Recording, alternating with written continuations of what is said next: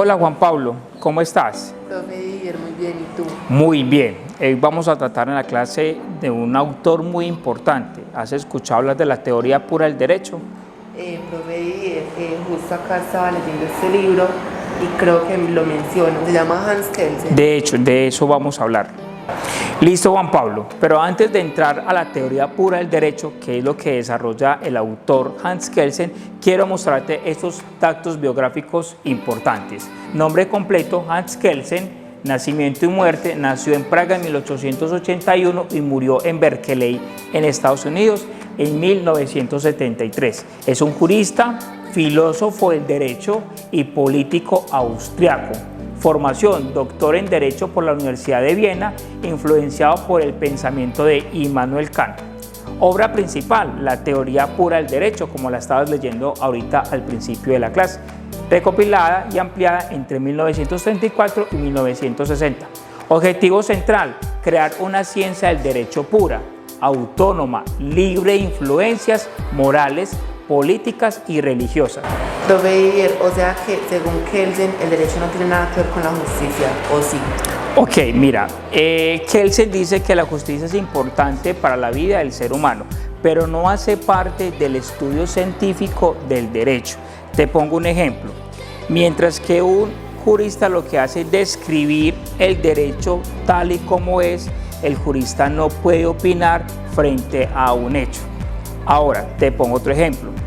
Existen en el derecho dos juicios: juicio de valor y juicio de conocimiento. Mientras que tú dices la pena de muerte es injusta, es un juicio de valor que tú estás entregando.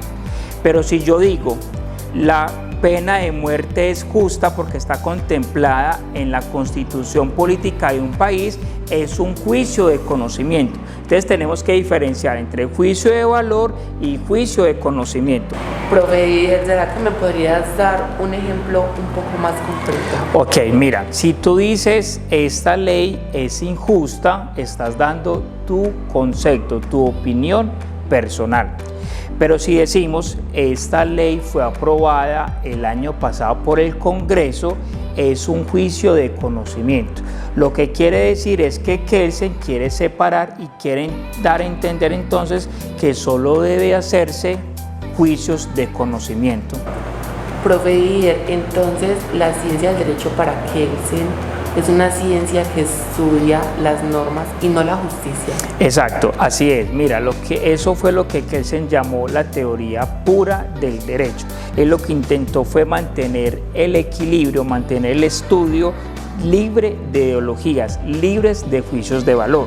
Ahora bien, para él lo que ha valido el derecho no es su conocimiento moral, sino el conocimiento y las normas que serán aplicables a todo juicio.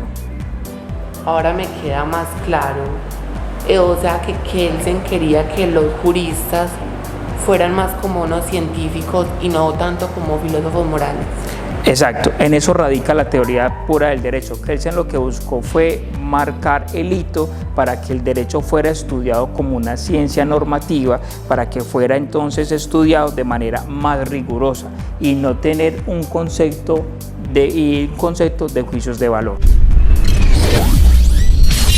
Hay que tener en cuenta que hay una diferencia central. El primero, conocimiento, pertenece a la ciencia del derecho. Segundo, valor, que pertenece a la moral o a lo político. Ejemplo, la ciencia jurídica debe evitar juicios de valor para mantener su objetividad. 6. Función del jurista: describir, analizar, comprender el derecho sin límites de juicios morales. El jurista es como un científico, como debe de ser, como se estudia el derecho. 7. Validez jurídica. Una norma es válida si fue creada conforme a las reglas del sistema, no por ser justa. Ejemplo, la justicia no define la validez, la forma jurídica sí. Y finalmente, una conclusión general: la teoría de Kelsen busca una ciencia del derecho. El derecho debe estudiarse sin juicios. Creo, Juan, que hemos terminado, que este repaso te sirva, esta gran herramienta de esta explicación, y con este esquema, Juan, creo que ha quedado un poco más claro cómo y qué es eso de la teoría pura del derecho dictado por el autor Hans Kelsen. Sí, profe, me quedó muy claro todo esto de los juicios de valor y conocimiento. Muchas gracias, profe. Con gusto, Juan Pablo.